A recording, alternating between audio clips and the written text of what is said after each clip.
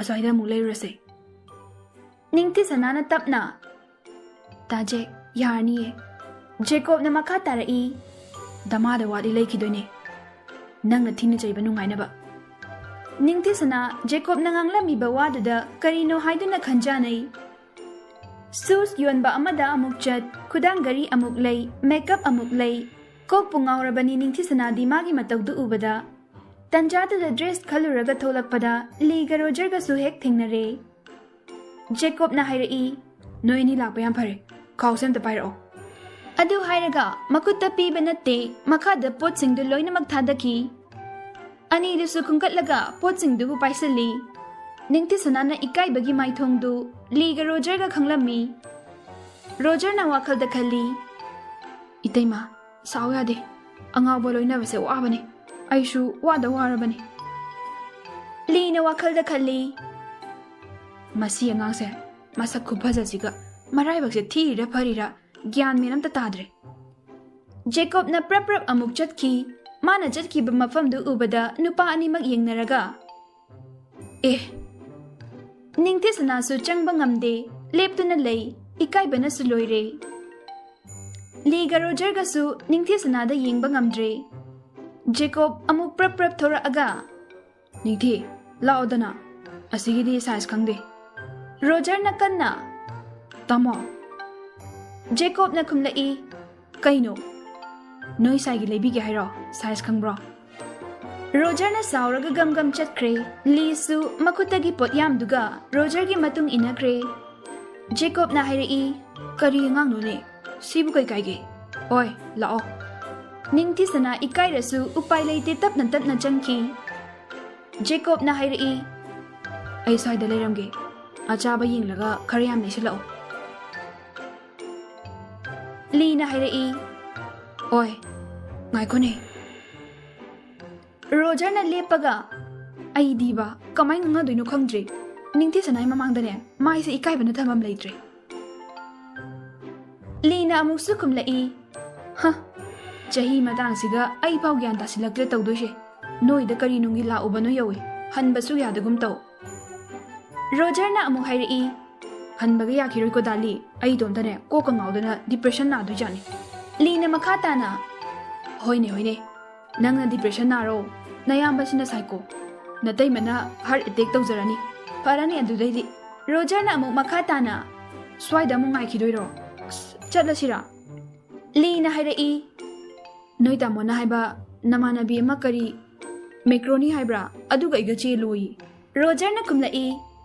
kaide macaroni no Melody haibani Lina hairai oh Melody haiba Roger na pamiro haurabana mo ai maitai nupi pamde ko sia Melody yam phabane chahi matang duga apam daga nupi thiradana ama kok loksilo masak su phajabane Lina makha tarai ngai ko he khankhige phangdraga lobirage Roger na is ba ekoi tamo ga tinabadagi daina longnarabo Lina amuksu hairai adumayam hajilakano ani du wari sanari ngaida Jacob ningti sanaga thorai Jacob na hairai kaidori bano ani de tunna chatmina sena ngairaga Jacob na hairai kaino ekoi di watli Roger na amuk khumlai kaida mucha tawrige Jacob na makhata na hairai restaurant changlikini ngai ga hairo Roger ga liga dungak na waridi Jacob na makha tarai wati na te kaino yum chalamo Roger na amuksu Jacob ta hairai tamo farak tarakan ko yum dalase tamo ikai drasu ai ikai ba natai madabu kai gi ikai doino as ai diba Jacob na amuksu hairai nangbu marang haidai ne yare lehoro Roger adu hairam laga gam chatkre li su sor sang na holaga bye halasida nangbo Gadsu yarakte hankiroi nang yaroi Lina makha tarai adudi haidokrage Jacob na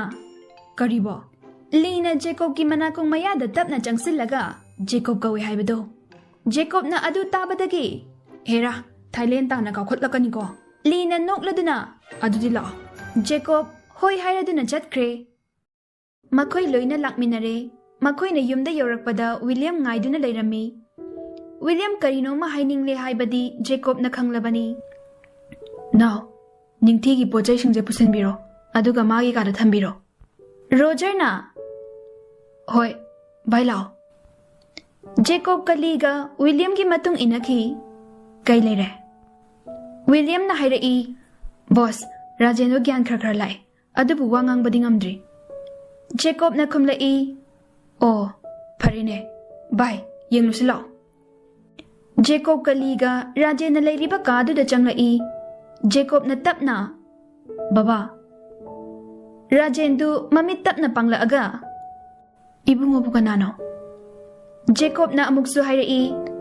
ꯕꯕꯥ ꯍꯛꯆꯥꯡ ꯈꯔ ꯅꯨꯡꯉꯥꯏꯕꯤꯔꯕ꯭ꯔꯣ ꯔꯥꯖꯦꯟꯅ ꯈꯨꯝꯂꯛꯏ ꯅꯨꯡꯉꯥꯏꯔꯦ ꯑꯩꯕꯨ ꯃꯐꯝꯁꯤꯗ ꯀꯔꯝꯅ ꯖꯦꯀꯣꯕꯅ ꯃꯈꯥ ꯇꯥꯔꯛꯏ ꯕꯕꯥ ꯍꯛꯆꯥꯡꯗꯣ ꯍꯥꯟꯅ ꯀꯟꯈꯤꯁꯅꯨ ꯑꯗꯨꯒ ꯂꯣꯏꯅꯃꯛ ꯋꯥꯔꯤ ꯄꯨꯝꯕ ꯂꯤꯖꯔꯒꯦ ꯔꯥꯖꯦꯟ ꯄꯥꯈꯠꯄꯣꯏ ꯀꯔꯤꯕꯣꯏ ꯑꯩꯒꯤ ꯏꯆꯥ ꯁꯅꯥꯗꯤ ꯖꯦꯀꯣꯕꯅ ꯈꯨꯝꯂꯛꯏ ꯂꯩ ꯃꯍꯥꯛ ꯀꯔꯤꯁꯨ ꯇꯧꯗꯦ ꯃꯥꯒꯤ ꯃꯔꯨꯞꯀꯤ ꯃꯅꯥꯛꯇ ꯂꯩꯕꯅꯦ ꯔꯥꯖꯦꯟꯗꯨ ꯃꯆꯥꯕꯨ ꯀꯔꯤꯁꯨ ꯇꯧꯗꯦ ꯇꯥꯔꯕꯗꯨꯗ ꯋꯥꯈꯜ ꯈꯖꯤꯛꯇꯪ ꯅꯨꯡꯉꯥꯏꯔꯝꯃꯤ ꯇꯟꯖꯥꯗꯨꯗ ꯑꯦꯁꯄꯤꯒꯤ ꯐꯣꯟ ꯂꯥꯛꯏ ꯕꯕꯥ ꯄꯣꯊꯥꯕꯤꯔꯝꯃꯣ ꯈꯔ ꯆꯠꯊꯣꯛꯂꯒ ꯑꯦꯁꯄꯤ ꯀꯩ ꯂꯩꯔꯦ ꯅꯨꯡꯉꯥꯏꯕ ꯄꯥꯎ ꯑꯃ ꯇꯝꯒꯦ ꯑꯗꯣ ꯑꯩꯒꯤ ꯀꯔꯤ ꯄꯤꯗꯣꯏꯅꯣ ꯄꯥꯎꯗꯨꯗ ꯅꯨꯡꯉꯥꯏꯍꯜꯂꯛꯑꯣ ꯑꯦꯁꯄꯤꯅ ꯑꯄꯥꯝꯕꯗꯨꯗꯤ ꯍꯦꯛꯇ ꯄꯤꯔ ꯂꯣꯏꯔꯦ ꯃꯐꯝ ꯑꯃꯗ ꯑꯣꯄꯔꯦꯁꯟ ꯆꯠꯊꯕꯗ ꯗ꯭ꯔꯒ ꯃꯌꯥꯝ ꯑꯃ ꯐꯥꯔꯦ ꯔꯥꯍꯨꯜ ꯃꯁꯥꯃꯛꯁꯨ ꯐꯥꯔꯦ ꯀꯝꯗꯧꯁꯦꯕ ꯖꯦꯀꯣꯕꯅ ꯍꯔꯥꯎꯅ ꯑꯗꯨꯗꯤ ꯅꯨꯡꯉꯥꯏꯕ ꯄꯥꯎꯅꯤ ꯀꯩꯅꯣ ꯁꯨꯃꯥꯏꯅ ꯇꯧꯔꯣ ꯃꯦꯗꯤꯌꯥꯒꯤ ꯃꯤꯑꯣꯏꯁꯤꯡ ꯀꯧꯗꯨꯅ ꯃꯍꯥꯛꯄꯨ ꯈꯣꯡꯒꯣꯏꯅꯔꯣ ꯑꯗꯨꯒ ꯀꯦꯄꯤꯇꯦꯜ ꯄꯅꯤꯁꯃꯦꯟ ꯄꯤꯔꯅꯤ ꯀꯣꯔꯠꯇ ꯔꯥꯏ ꯇꯥꯍꯜꯂꯣ ꯍꯥꯠꯄꯗꯨꯗꯤ ꯑꯩ ꯍꯥꯠꯀꯦ ꯑꯦꯁꯄꯤꯗꯨꯅ ꯃꯈꯥ ꯇꯥꯅ ꯍꯥꯏꯔꯛꯏ ꯍꯣꯏꯅꯦ ꯑꯗꯨꯕꯨꯗꯤ ꯃꯔꯨꯞꯇ ꯁꯤꯟꯅꯔꯒꯦ ꯑꯗꯣ ꯄꯣꯠꯇꯨꯗꯤ ꯖꯦꯀꯣꯕꯅ ꯑꯃꯨꯛꯁꯨ ꯈꯨꯝꯂꯛꯏ ꯄꯣꯠꯇꯣ ꯑꯩꯒꯤꯅꯤꯅ ꯏꯐꯝꯗ ꯄꯤꯔꯛꯑꯣ ꯑꯗꯨꯒ ꯀꯟꯇ꯭ꯔꯤ ꯑꯃꯗ ꯊꯥꯗꯣꯛꯈ꯭ꯔꯒꯦ ꯁꯤꯅꯁꯨ ꯑꯔꯣꯏꯕꯅꯤ ꯑꯦꯁꯄꯤꯅ ꯃꯈꯥ ꯇꯥꯅ ꯍꯥꯏꯔꯝꯃꯤ ꯐꯅꯤ ꯑꯗꯨꯗꯤ ꯃꯦꯗꯤꯌꯥꯒꯤ ꯃꯤꯑꯣꯏꯁꯤꯡ ꯀꯧꯔꯒ ꯄꯥꯎꯆꯦꯁꯤꯡꯗ ꯁꯤꯟ ꯊꯨꯡꯅ ꯁꯟꯗꯣꯛꯅꯕ ꯍꯣꯠꯅꯔꯒꯦ ꯖꯦꯀꯣꯕꯁꯨ ꯈꯨꯝꯂꯛꯏ ꯑꯗꯨꯒ ꯔꯥꯖꯦꯟꯁꯨ ꯒ꯭ꯌꯥꯟ ꯂꯥꯛꯑꯦ ꯋꯥꯍꯪ ꯄꯥꯍꯪ ꯇꯧꯕ ꯌꯥꯔꯅꯤ ꯉꯁꯤꯕꯨꯗꯤ ꯄꯣꯊꯥꯈꯤꯁꯅꯨ ꯑꯦꯁꯄꯤꯅ ꯃꯈꯥ ꯇꯥꯅ ꯍꯥꯏꯔꯛꯏ ꯑꯗꯨꯁꯨ ꯄꯥꯎ ꯅꯨꯡꯉꯥꯏꯕꯅꯤꯅꯦ ꯑꯩꯒꯤꯗꯤ ꯀꯌా ꯈꯥꯏꯗꯣꯏꯅꯣ ꯖꯦꯀꯣꯕꯅ ꯃꯈꯥ ꯇꯥꯅ ꯍꯥꯏꯔꯛꯏ 30% ꯈꯥꯏꯔ ꯂꯣꯏꯔꯦ ꯀꯩꯗꯧꯔꯒꯦ ꯑꯦꯁꯄꯤꯅ ꯃꯈꯥ តាꯌꯥꯝ ꯅꯨꯡꯉꯥꯏꯖꯔꯦ ꯑꯗꯨꯗꯤ ꯑꯩ ꯊꯝꯃꯒꯦ ꯐꯣꯟꯗꯨ ꯊꯝꯈ꯭ꯔꯒ ꯖꯦꯀꯣꯕꯅ ꯂꯤꯗ ꯍꯥꯏꯔꯝꯃꯤ ꯅꯨꯡꯉꯥꯏꯔꯦ ꯔꯥꯍꯨꯜꯁꯨ ꯐꯥꯔꯦ ꯄꯣꯠꯇꯨꯁꯨ ꯐꯪꯂꯦ ꯏꯀꯨꯕꯣꯛꯁꯨ ꯒ꯭ꯌꯥꯟ ꯇꯥꯔꯛꯑꯦ ꯌꯨ ꯑꯍꯥꯎꯕ ꯑꯃ ꯊꯛꯎꯔꯁꯤ ꯂꯥꯛꯑꯣ ꯂꯤꯅ ꯍꯥꯏꯔꯛꯏ ꯏꯁ ꯏꯀꯨꯕꯣꯛ ꯀꯥꯏꯅꯒ ꯈꯨꯃꯥꯡ ꯆꯥꯎꯁꯤꯜꯂꯦꯗ ꯖꯦꯀꯣꯕꯅ ꯃꯈꯥ ꯇꯥꯅ ꯀꯩꯅꯣ ꯁꯦꯜ ꯇꯤꯡꯈꯩ ꯃꯁꯥꯁꯨ ꯂꯥꯌꯦꯡꯕꯤꯕ ꯃꯆꯥꯅꯨꯄꯤꯒꯤ ꯉꯁꯤ ꯂꯩꯔꯤꯕ ꯃꯌꯥꯝꯗꯣ ꯅꯃꯤꯠꯇ ꯎꯗ꯭ꯔꯣ ꯁꯤꯗꯕꯨ ꯅꯤꯡꯊꯤꯁꯅꯥ ꯂꯧꯗ ꯌꯥꯔꯤꯕꯣ ꯂꯤꯅ ꯅꯣꯛꯂꯗꯨꯅ ꯈꯨꯝꯂꯛꯏ ꯄꯦꯜꯂꯦꯗꯀꯣ ꯅꯪꯁꯦ ꯑꯅꯤꯗꯨ ꯅꯣꯛꯂꯗꯨꯅ ꯂꯥꯛꯏ ꯅꯤꯡꯊꯤꯁꯅꯥꯒꯤ ꯀꯥꯗꯅ ꯔꯣꯖꯔꯅ ꯚꯥꯏ ꯐ꯭ꯔꯦꯁ ꯑꯣꯏꯊꯣꯛꯎꯔꯣ ꯑꯩꯁꯨ ꯆꯠꯂꯒꯦ ꯅꯤꯡꯊꯤꯁꯅꯥꯅ ꯍꯣꯏ ꯚꯥꯏ ꯑꯗꯣ ꯚꯥꯏ ꯔꯣꯖꯔꯅ ꯆꯠꯀꯦ ꯇꯧꯕꯗꯨ ꯆꯞ ꯂꯦꯞꯄꯤ ꯀꯩꯅꯣ ꯚꯥꯏ ꯅꯤꯡꯊꯤꯁꯅꯥꯅ ꯇꯞꯅ ꯍꯥꯏꯔꯛꯏ ꯅꯣꯏ ꯇꯥꯃꯣꯁꯦ ꯀꯩ ꯊꯕꯛ ꯇꯧꯒꯦ ꯔꯣꯖꯔ ꯉꯥꯏꯍꯥꯛ ꯈꯟꯖꯥꯅꯩ ꯑꯗꯨꯒ ꯅꯣꯛꯃꯤ ꯇꯧꯅ ꯕꯤꯖꯤꯅꯦꯁ ꯃꯈꯜ ꯃꯌꯥꯝ ꯇꯧꯕꯅꯦ ꯑꯣ ꯀꯔꯤꯒꯤꯅꯣ ꯑꯩꯒꯤ ꯑꯁꯨꯛ ꯌꯥꯝꯕ ꯐꯤꯔꯣꯜꯁꯦ ꯂꯩꯔꯤꯁꯦ ꯔꯣꯖꯔꯅ ꯇꯞꯅ ꯍꯥꯏꯔꯛꯏ ꯑꯗꯨꯕꯨꯔꯣ ꯃꯆꯟꯒꯨꯝꯕꯅꯤ ꯈꯟꯕꯩꯅꯤ ꯀꯩꯗꯧꯔꯒꯦ ꯑꯩꯈꯣꯏ ꯇꯥꯃꯣ ꯑꯩꯈꯣꯏ ꯑꯅꯤꯗꯤ ꯏꯆꯦ ꯏꯆꯟꯁꯨ ꯂꯩꯖꯗꯦ ꯅꯤꯡꯊꯤꯁꯅꯥꯅ ꯈꯨꯝꯂꯛꯏ ꯑꯗꯨꯒ ꯅꯪꯅ ꯏꯇꯩꯃꯗꯤ ꯏꯃꯥꯒꯨꯝꯕꯅꯤ ꯍꯥꯏꯔꯤꯗꯨꯅ ꯀꯩꯒꯤꯅꯣ ꯍꯟꯗꯛꯀꯤ ꯋꯥꯍꯪꯗꯨꯗ ꯔꯣꯖꯔ ꯃꯊꯥ ꯁꯥꯔꯝꯃꯤ ꯈꯨꯝꯐꯝ ꯈꯪꯂꯝꯗꯦ ꯗꯥꯎ ꯌꯥꯕ ꯍꯥꯏꯒꯗ꯭ꯔꯥ ꯌꯥꯗꯕ ꯍꯥꯏꯒꯗ꯭ꯔꯥ ꯊꯣꯡꯁꯨ ꯍꯥꯡꯕꯗꯨꯗ ꯀꯣꯛ ꯊꯤꯜꯂꯛꯂꯒ ꯋꯤꯂꯤꯌꯝ ꯆꯪꯂꯛꯏ ꯃꯦꯝ ꯔꯣꯖꯔ ꯆꯥꯛ ꯆꯥꯅꯕ ꯇꯧꯁꯤ ꯔꯣꯖꯔ ꯇꯟꯖꯥ ꯆꯥꯔꯦ ꯈꯜꯂꯗꯨꯅ ꯍꯣꯏ ꯗꯥꯋꯤꯜ ꯂꯥꯛꯑꯒꯦ ꯚꯥꯏ ꯅꯪꯁꯨ ꯂꯥꯛꯑꯣꯀꯣ ꯅꯤꯡꯊꯤꯁꯅꯥꯅ ꯈꯨꯝꯂꯛꯏ ꯉꯥꯏꯍꯥꯛꯇꯪ ꯉꯥꯏꯔꯝꯃꯣ ꯔꯣꯖꯔ ꯍꯣꯏ ꯍꯥꯏꯔꯗꯨꯅ ꯋꯤꯂꯤꯌꯝꯒ ꯊꯣꯛꯈ꯭ꯔꯦ ꯅꯤꯡꯊꯤꯁꯅꯥꯗꯨ ꯊꯣꯡꯁꯠ ꯂꯣꯟꯁꯤꯟꯈꯤ ꯋꯥꯈꯜꯗꯁꯨ ꯈꯜꯂꯤ ꯀꯩꯒꯤꯅꯣ ꯔꯣꯖꯔꯅ ꯏꯇꯩꯃꯗꯤ ꯏꯃꯥꯒꯨꯝꯕꯅꯤ ꯍꯥꯏꯔꯤꯕ ꯗꯥꯖꯦꯛꯅ ꯀꯩꯒꯤꯅꯣ asuk yamba mayam si leibiriba. Aduga karigino nongmasu arapadagini barada lay haijaniba. Matom ta wakhal kaya kaya hangjay adubu paukhumdi fanglamde ngaya khanjanaraga bathroom da iruba changkhre. Roger na mayamba bu thirakpada party tawfamda yu thaktuna leirambadu ubada Roger na hairai tamo chak charam daisida karino tawidubo. Jacob na khumlai noi ani jathoro. Roger na makata na hairai adu yaroye as mina nungairudaba tawno. Haigumdana ningti sanadu nungairoine chak charas lo. Jacob na hairai ho lage Roger na irumai thazaruro yunamdaga wawa tholakano migi mamangdane ikai ba khara khangnasiko nungsidrido nungsibinaba khara tawba adugi angao phaigi nature dudabu crorepati oiresu kanamtana pambiroye Jacob na hairai hai ainu bottle sina thomagani ko Lina makha tarai hai so haibani bai nang gyan khara ditaro Jacob na mo khumlai Kaino vai, ai mu gyan taba malem se leitabane. Lina amuk khumlai leite yare lao iru luragane chak chana batawrase. Nupa singdu magi ka da jangduna iru maitha jarure loiraduna kitchen da loina changlai ningti sanadi laktri. Nupi ge hongnabi mon khrapone asigi khumon sina aiga leidoise chaidi phajana chani. Lina makha tarai mathadum sabi nangi khanbada Jacob na Will tabra William na changlaktuna boss Jacob na makha tarai mapado kai no pijana bataw majai be masu lengshin birakna bahiramu William na hairai phani boss William su rajengi chana thakna ba sem saba changkhre somdana ningti sanadu melody ga wari sarami Ningti sana nangak na kaino hai shibo chumma bobai Melody su kumlai achumbane nangbu pawgam ta tadro Ningti sana na kumlai ai ni kari mata khangludre adudi Dara huldo mapa MLA oi haidaine Melody su kumlai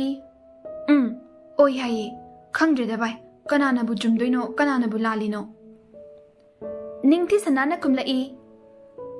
Aidi Jacob haido sungtha thajade da Jake na Jacob hoida baba lai kashu tawdi hai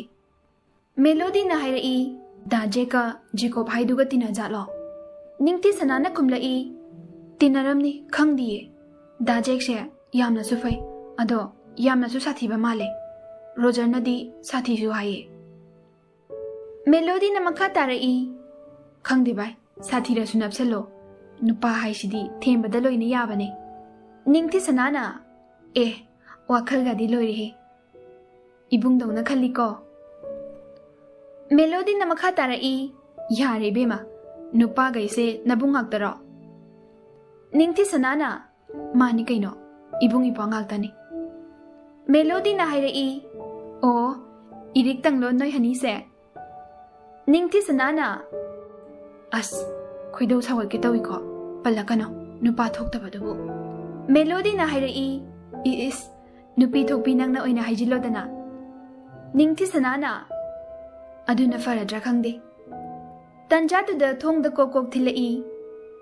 Ningti sanana hogatuna bai thamage mi lae Melody na hoi haiduna kakre Ningti sanadu thong hangdok lammi William na hairai Madam chak chana ba mayam ngai haure Ningti sanana kumlai Dada ai ming Ningti sana kawe Madam kau birakano ai di lai shabini William na hairai hoi khangjai Miss oina kaujarage ming kau badi nungai jade Ningti sanana hoi kaishu kaideda Adu hairam laga Ningti sana su chak chaba chatkre kitchen yobada lukthaduna changlai da hoi ai ngai bada chak lama mani Jacob na hairai lambalai dressing du pamdraba Ningti sanana tapna khumlai da Jake pame loina phajaye Jacob na hairai okay ꯅꯪꯅꯕꯨ ꯄꯥꯝꯂꯗꯤ ꯌꯥꯔꯦ ꯔꯣꯖꯔꯅ ꯋꯥꯈꯜꯗ ꯈꯜꯂꯤ ꯌꯥꯅꯤ ꯀꯣꯛ ꯆꯥꯛꯄꯗꯨ ꯐꯔꯛꯇꯣꯏꯔꯥ ꯍꯦꯟꯖꯤꯟꯗꯣꯏꯔꯥ ꯑꯃꯗꯤ ꯇꯧꯔꯦ ꯅꯤꯡꯊꯤ ꯁꯅꯥꯅ ꯀꯩꯁꯨ ꯄꯥꯝꯕꯤꯔꯣꯏ ꯈꯪꯗ꯭ꯔꯤꯌꯦ ꯃꯌꯥꯝꯗꯨ ꯇꯨꯃꯤꯟ ꯇꯨꯃꯤꯟ ꯆꯥꯛꯇꯨ ꯆꯥꯔꯝꯃꯤ ꯋꯤꯂꯤꯌꯝꯅ ꯃꯈꯥ ꯇꯥꯔꯛꯏ ꯕꯣꯁ ऑफिसदगी फोन लाए जेकोब न खुमलई ngasi सोयदन लागे हायो विलियम न हाइरई होय बॉस जेकोब न मखा ताना हाइरई बाय ngasi ऑफिस दा यरुदा यारोइदौरी बिजनेस पुलिबा मयामदो सावबा यारमलनी ली न खुमलई चारो चतोबा थबक यामे अहल सिंगी होम दसु चटलोसे जेकोब न अमुक खुमलई आइदि सिकी लेते को लीना पैरप तौना खुमलई अदुनरा निंथी सनागी लेथरी मयामदो जेकोब न नोकफेट तौना हाइरई मागिदि लेनी रोजर मरक थतना तमो अहल सिंगी होम दसु खरा खरा मतेंग पांगबियो